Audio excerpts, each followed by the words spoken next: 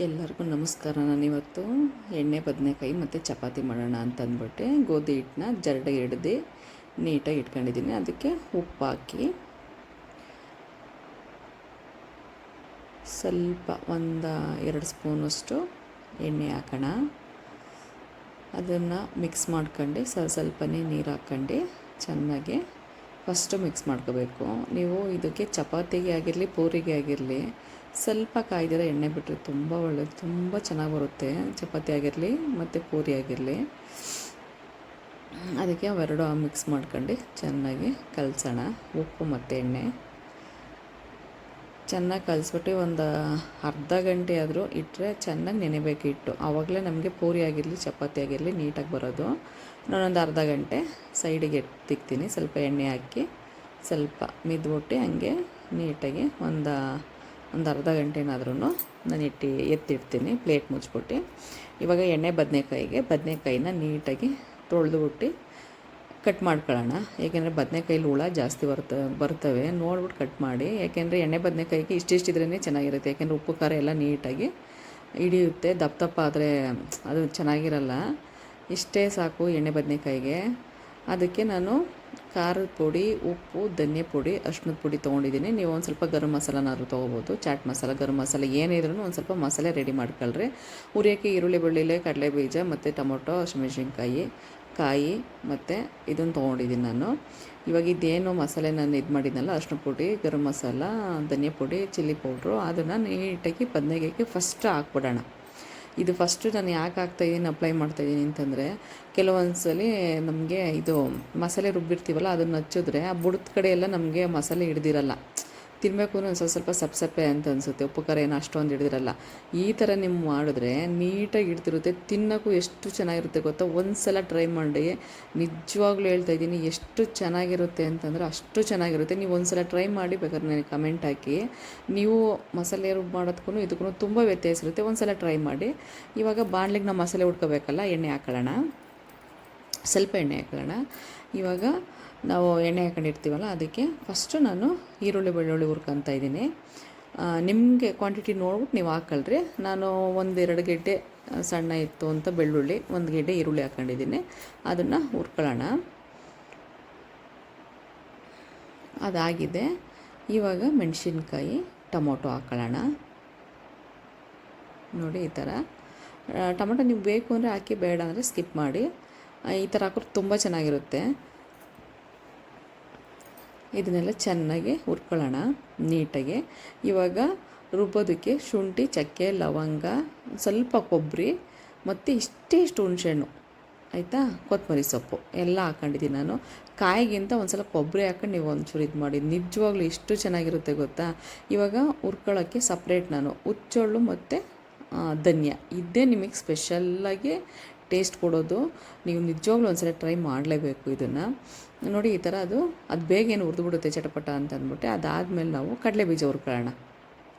ಇಷ್ಟೇ. ಎಷ್ಟು ಧನಿಯಾ, ಹುಚ್ಚೋಳನ್ನ ಸಮಭಾಗ ತೊಗೊಳ್ರಿ. ಇಲ್ಲಾಂದರೆ ಧನಿಯಾ 2 ಸ್ಪೂನ್ ತೊಗೊಳ್ರಿ, ಹುಚ್ಚೋಳು 1 ಸ್ಪೂನ್ ತೊಗೊಳ್ರಿ. ಇಲ್ಲ ಹುಚ್ಚೋಳು ನಮ್ಗೆ ಇಷ್ಟ ಇಲ್ಲ ಅಂತ ಅನ್ನೋರು ಎಳ್ಳು ತೊಗೋಬೋದು. ಬಿಳಿ ಎಳ್ಳೋ, ಕಪ್ಪು ಎಳ್ಳೋ, ಎಳ್ಳು ತೊಗೊಂಡು ನೀವು ಯೂಸ್ ಮಾಡ್ಕೋಬೋದು. ಆಮೇಲೆ ನಾನು ಕಡಲೆ ಬೀಜ ಹಾಕ್ಕೊತಾ ಇದ್ದೀನಿ. ಕಡಲೆ ಬೀಜ ಹುರಿದ್ಬಿಟ್ಟು ಆ ಸಿಪ್ಪೆ ಎಲ್ಲ ಇದು ಮಾಡಿ. ನೋಡಿ ಆಗಿದೆ. ಏನು ಒಂದು 3-4 ಸ್ಪೂನ್ ತೊಗೊಂಡ್ರೆ ಆಯಿತು. ಮಸಾಲೆಗೆ ನಿಮ್ಗೆ ತಕ್ಕನಾಗಿ ತೊಗೊಂಡ್ರೆ ಆಯಿತು. ಇವಾಗ ನಾವು ಬಾಣಲೆಗೆ ಎಣ್ಣೆ ಹಾಕೋಣ. ಒಂದು ಸ್ವಲ್ಪ ಎಣ್ಣೆ ಜಾಸ್ತಿನೇ ಹಾಕಿ. ಯಾಕೆಂದರೆ ಎಣ್ಣೆ ಬದನೆಕಾಯಿ ಅಂತಂದರೆ ಸ್ವಲ್ಪ ಎಣ್ಣೆನೇ ಇರಬೇಕು. ಎಣ್ಣೆಲೇ ಅದು ಬೇಯಬೇಕು ಬದನೆಕಾಯಿ.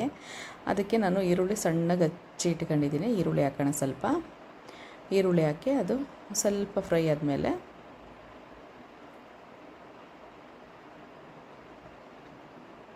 ಎಣ್ಣೆಲಿ ಒಂದು ಸ್ವಲ್ಪ ಫ್ರೈ ಆದಮೇಲೆ ಇದು ನಾವು ಎಣ್ಣೆ ಬದನೆಕಾಯಿಗೆ ಏನು ಮಸಾಲೆ ಹಚ್ಚಿ ಇಟ್ಟಿದ್ವಲ್ಲ ಅದನ್ನು ಅದಕ್ಕೆ ಮಿಕ್ಸ್ ಮಾಡ್ಕೊಳ್ಳೋಣ.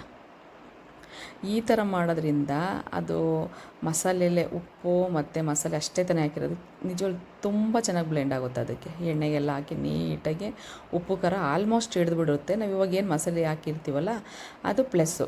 ಅದಕ್ಕೂ ಇದಕ್ಕೂ ಎಷ್ಟು ಚೆನ್ನಾಗಿ ಕಾಂಬಿನೇಷನ್ ಐತೆ. ಬರೀ ಚಪಾತಿಗೆಲ್ಲ, ಪೂರಿಗೆ, ಪರೋಟಾಗೆ, ಯಾವುದು ಬೇರೆ ಬಿಸಿ ಬಿಸಿ ಅನ್ನಕ್ಕೂ ತುಂಬ ಟೇಸ್ಟಿಯಾಗಿತ್ತು. ನೀವು ಒಂದ್ಸಲ ನಿಜವಾಗ್ಲೂ ಟ್ರೈ ಮಾಡಲೇಬೇಕು. ನೋಡಿ ಇವಾಗ ನಾನು ಕಡಲೆಬೀಜ ಹುರಿದಿದ್ನಲ್ಲ ಅದನ್ನು ಸಿಪ್ಪೆ ತೆಗೆದುಬಿಟ್ಟು ದಪ್ಪ ನಾನು ಅದಕ್ಕೆ ಹಾಕೊತಾ ಇದ್ದೀನಿ ರುಬ್ಬೋಕ್ಕೆ. ಇವಾಗ ಇದನ್ನೆಲ್ಲ ಸೇರಿಸಿ ರುಬ್ಕೊಬಂದಿದ್ದೀನಿ ನೀಟಾಗಿ ನುಣ್ಣಗೆ. ಇವಾಗ ಇದು ಅರ್ಧ% ಆಗಿದೆ, ಅಂದರೆ 50% ಬೆಂದಿದೆ. ಉಪ್ಪು ಖಾರ ಎಲ್ಲ ಇಟ್ಕೊಂಡೈತೆ ನೀಟಾಗೆಲ್ಲ. ಆಯಿತಾ, ಇವಾಗ ನಾವೇನು ಮಸಾಲೆ ಇದೀವಲ್ಲ ಮಸಾಲೆನ ಅದಕ್ಕೆ ಹಾಕೊಳ್ಳೋಣ. ನೋಡಿ ಈ ಥರ ಮಸಾಲೆ ಹಾಕೊಂಡು ಚೆನ್ನಾಗಿ ಮಿಕ್ಸ್ ಮಾಡ್ಕೊಳ್ಳೋಣ. ಈ ಥರ ಇವಾಗ ನಿಮಗೆ ಉಪ್ಪು ನಾವು ಆಲ್ರೆಡಿ ಫಸ್ಟೇ ಹಾಕಿದ್ದೀವಿ, ಆ ಮಸಾಲೆ ಹಾಕಿರೋದ್ರಿಂದ ನೀವು ನೋಡ್ಕೊಂಡು ಉಪ್ಪು ಹಾಕಿ. ಆಮೇಲೆ ಉಪ್ಪು ಜಾಸ್ತಿ ಆಗ್ಬಿಟ್ರೆ ಚೆನ್ನಾಗಿರಲ್ಲ. ಇವಾಗ ನಾವು ಜಾರೆಲ್ಲ ತೊಳೆದ್ಬಿಟ್ಟು ನಿಮ್ಗೆ ಯಾವ ಕ್ವಾಂಟಿಟಿಗೆ ಬೇಕೋ, ಅಂದರೆ ತುಂಬ ಗಟ್ಟಿಗಿರಬೇಕಾ ಇಲ್ಲ ಮೀಡಿಯಮ್ ಆಗಿರ್ಬೇಕಂತ ನೋಡಿ ನೀವು ನೀರು ಹಾಕೊಳ್ರಿ. ನಾನು ಜಾರೆಲ್ಲ ತೊಳೆದಿರೋದನ್ನ ನೀಟಾಗಿ ಹಾಕ್ಕೊಂಡಿದ್ದೀನಿ. ಯಾಕೆಂದರೆ ಇನ್ನೊಂದು 50% ಬೆಂದೈತಿ, ಇನ್ನೊಂದು 50% ಆಯ್ತಲ್ವ. ನೀರು ಜಾಸ್ತಿ ಹಾಕೊಂಡ್ರೂ ಅದು ಬೇಯೋದು ಅಷ್ಟೊಂದು ಇರಲ್ಲ. ಅದಕ್ಕೋಸ್ಕರ ನೀವು ನೋಡಿ ಒಂದು ಅಳತೆಗೆ ನೀರು ಹಾಕಿ. ನೋಡಿ ಚೆನ್ನಾಗಿ ಕುದೀತಾ ಇದೆ. ನಿಮ್ಗೆ ಬೇಕು ಅಂದರೆ ಉಪ್ಪು ಖಾರ ನೋಡಿ. ಇವಾಗ ಅಕಸ್ಮಾತ್ ಏನಾದರೂ ಒಂದು ಸ್ವಲ್ಪ ನಮ್ಗೆ ಉಪ್ಪು ಬೇಕು ಅಂತ ಅನಿಸ್ದಾಗ ನೀವು ಇವಾಗ ಉಪ್ಪು ಹಾಕೋಬೋದು. ಖಾರನೂ ಅಷ್ಟೇ, ಯಾಕೆಂದರೆ ಖಾರ 2 ಸಲ ಹಾಕಿದ್ದೀವಿ. ಖಾರ ಏನು ಆಗಿರುತ್ತೆ, ಉಪ್ಪಿಗೆ ಮಾತ್ರ ನೀವು ಏನಾದ್ರೂ ಉಪ್ಪು ಒಂದು ಸ್ವಲ್ಪ ಬೇಕು ಅನ್ನೋರು ನೀವು ಲೈಟಾಗಿ ಉಪ್ಪು ಹಾಕಿ. ಯಾಕೆಂದರೆ ಆಲ್ರೆಡಿ ಉಪ್ಪು ಹಾಕಿದ್ದೀವಿ ನಾವು. ನೋಡಿ ಆಲ್ಮೋಸ್ಟ್ ಬೆಂದ್ಬಿಟ್ಟೈತಿದ್ದು, ಆಲ್ಮೋಸ್ಟ್ ರೆಡಿ ಆಗೈತೆ. ಇವಾಗ ಉಪ್ಪು ಲೈಟಾಗಿ ನಾನು ಹಾಕೋತಾಯಿದ್ದೀನಿ. ಯಾಕೋ ಸ್ವಲ್ಪ ಸಪ್ಪೆ ಅನ್ನಿಸ್ತು, ನಾನು ಲೈಟಾಗಿ ಉಪ್ಪು ಹಾಕ್ಕೊತಾ ಇದ್ದೀನಿ. ನಿಮ್ಗೆ ಬೇಕು ಅಂದ್ರೆ ಹಾಕಿ, ಬೇಡ ಅಂದರೆ ಇಲ್ಲ. ಇಷ್ಟ ಆದರೆ ಸಾಕು, ಏಕೆಂದರೆ ತುಂಬ ಆರೋದ್ರೆ ತುಂಬ ಗಟ್ಟಿಗಾಗ್ಬಿಡುತ್ತೆ. ಇವಾಗ ನಾವು ಇಟ್ಟು ಮಿದ್ದಿ ಮಡಗಿದ್ವಲ್ಲ ಸೈಡಲ್ಲಿ, ಅರ್ಧ ಗಂಟೆ ಆಗಿದೆ. ನೀಟಾಗಿ ಇಟ್ಟು ಸಾಫ್ಟಾಗಿದೆ. ಇವಾಗ ನಮಗೆ ಉಂಡೆ ಸ್ವಲ್ಪ ದಪ್ಪ ತೊಗೊಳ್ಳೋಣ. ಇದು ಚಪಾತಿ ಹೊತ್ತಾಗಿ ಉಂಡೆ ಸ್ವಲ್ಪ ದಪ್ಪ ತೊಗೊಳ್ಳೋಣ. ಇವಾಗ ಎಷ್ಟು ಈ ಚಪಾತಿ ಸಾಫ್ಟಾಗಿ ಬರುತ್ತೆ ಅಂತಂದರೆ ನೀವು ಈ ಥರನೂ ಒಂದು ಸಲ ಟ್ರೈ ಮಾಡಿ.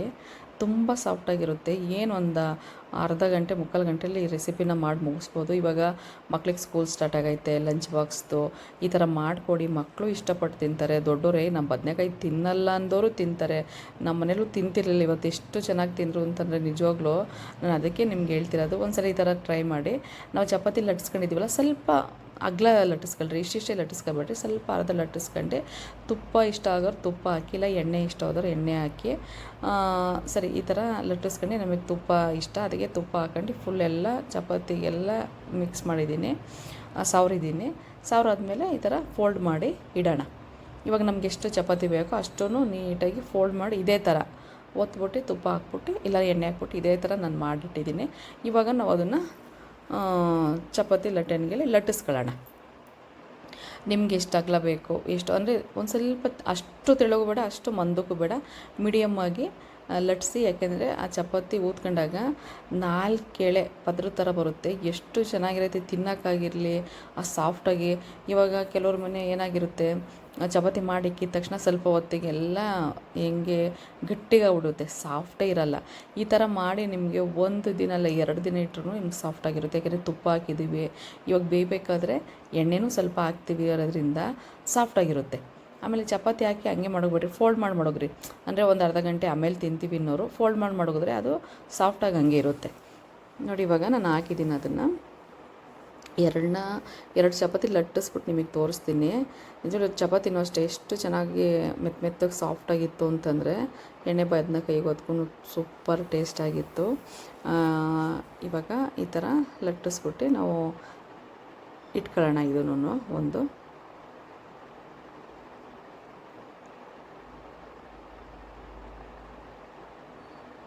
ನೋಡಿ ಈ ಥರ ಲಟ್ಟಿಸ್ಬಿಟ್ಟು ರೆಡಿ ಮಾಡ್ಕೊಳ್ಳೋಣ. ಇದು ಉಲ್ಟಾ ಮಾಡೋಣ. ಒಂದು ಕಡೆ ಸೈಡ್ ಆಗಿದೆ, ಇನ್ನೊಂದು ಕಡೆ ಸೈಡು ಉಲ್ಟಾ ಮಾಡೋಣ. ಅದು ನಾನು ಚಪಾತಿ ಎಲ್ಲ ರೆಡಿ ಆದಮೇಲೆ ಅದನ್ನೆಲ್ಲ ತಿನ್ನಬೇಕಾದ್ರೆ ನಾವು ಇದು ಮಾಡ್ತೀವಲ್ಲ, ಆ ಥರ ನೋಡಿದ್ರೆ 4 ಪದರ ಎಷ್ಟು ಚೆನ್ನಾಗಿ ಇದಾಗಿತ್ತು ಅಂದರೆ ನಿಜವಾಗ್ಲೂ ಅಷ್ಟು ಚೆನ್ನಾಗಿ ಬಂದಿತ್ತು ಚಪಾತಿ. ನೋಡಿ ಈ ಥರ.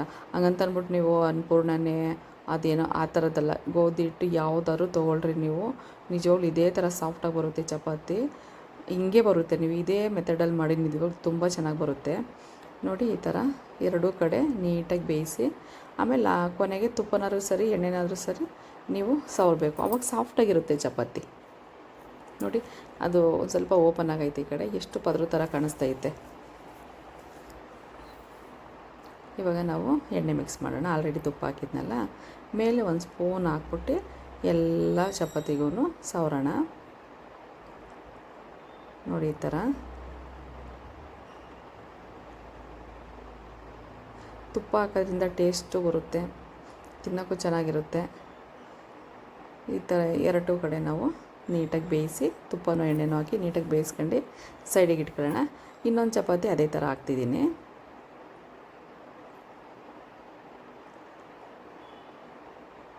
ನೋಡಿ, ಇನ್ನೊಂದು ಚಪಾತಿ ಅದೇ ಥರ ಹಾಕೋಣ. ಅದನ್ನು ಅಷ್ಟೇ ನೀಟಾಗಿ ಎರಡೂ ಕಡೆ ಸೈಡನ್ನ ನೀಟಾಗಿ ಬೇಯಿಸೋಣ.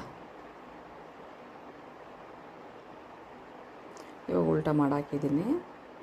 ಇವಾಗ ಇನ್ನೊಂದು ಕಡೆ ಉಲ್ಟಾ ಮಾಡೋಣ. ಇವಾಗ ಸೈಡಲ್ಲೆಲ್ಲ ಒಂಚೂರು ಪ್ರೆಸ್ ಮಾಡಿದ್ರೆ ಈ ಥರ ಅದು ಊದ್ಕೊಳ್ಳುತ್ತೆ.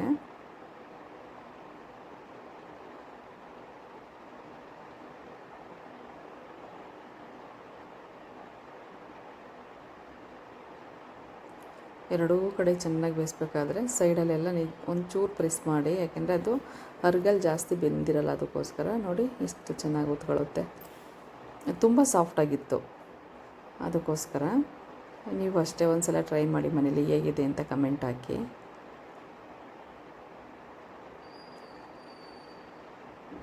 ಇದು ಎಣ್ಣೆ ಹಾಕ್ಬಿಟ್ಟು ಬೇಯಿಸೋಣ.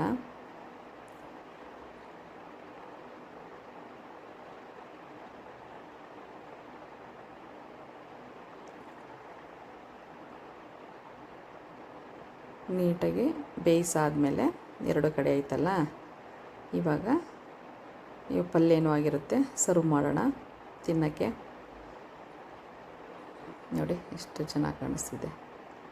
ಇವಾಗ ನಮ್ಮ ಪಲ್ಯನೂ ರೆಡಿ ಆಗೈತೆ, ಎಣ್ಣೆ ಬದನೆಕಾಯಿಯೂ ರೆಡಿಯಾಗಿದೆ. ನೋಡಿ ರೆಡಿಯಾಗಿದೆ, ಸಾಕಷ್ಟು ಬೆಂದರೆ ಇವಾಗ ಸರ್ವ್ ಮಾಡೋಣ. ನೀವು ಈ ಮಸಾಲೆನೂ ಒಂದು ಸಲ ಹಾಕೊಂಡು ಟ್ರೈ ಮಾಡಿ, ನಿಜವಾಗ್ಲೂ ನೀವು ಒಂದು ಸಲ ಕಮೆಂಟ್ ಹಾಕಲೇಬೇಕು. ನನ್ನ ಕಡೆ ರಿಕ್ವೆಸ್ಟು, ಯಾಕೆಂದರೆ ಇದು ಅಷ್ಟು ಚೆನ್ನಾಗಿತ್ತು ರೆಸಿಪಿ. ದೋಸೆ, ನಿಮಗೆ ಪರೋಟ, ಚಪಾತಿ, ಪೂರಿ ಎಲ್ಲ ಉದುಕೋಗುತ್ತೆ. ಇದೇ ಥರ ಮಸಾಲೆಯಲ್ಲಿ ಮಾಡಿ, ನಿಜವಾಗ್ಲೂ ತುಂಬ ಚೆನ್ನಾಗಿರುತ್ತೆ. ಹೇಗಿದೆ ಅಂತ ನೋಡಿ, ನನ್ನ ಮಗ ಈ ಥರ ತಿನ್ನಬೇಕು ಅಂತ ಇದು ಮಾಡ್ದೆ. ನೋಡಿ ಎಷ್ಟು ಚೆನ್ನಾಗಿ ಎಳೆ ಕಾಣಿಸುತ್ತೆ ನೋಡಿ, ಪದ್ರ ಥರ. ಅಷ್ಟೇ ಸಾಫ್ಟಾಗಿತ್ತು, ಟೇಸ್ಟಾಗಿತ್ತು. ಎಲ್ಲರಿಗೂ ನಮಸ್ಕಾರ. ಒಂದು ಸಲ ಟ್ರೈ ಮಾಡಿ.